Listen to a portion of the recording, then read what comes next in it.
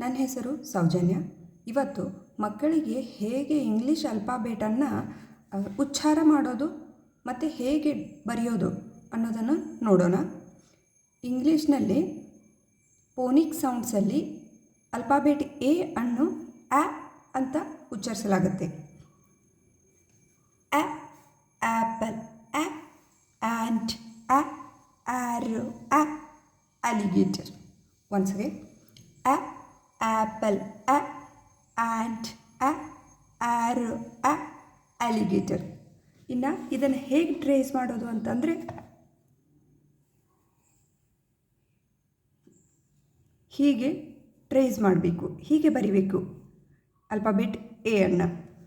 ಇನ್ನು ಈ ಕೆಲವೊಂದಿಷ್ಟು ವರ್ಡ್ಸು ಆ ಅದಲೇ ಉಚ್ಚಾರ ಆಗೋ ವರ್ಡ್ಸ್ ನೋಡೋಣ. Cat, mat, sat, hat, rat, bat, can, man, sad.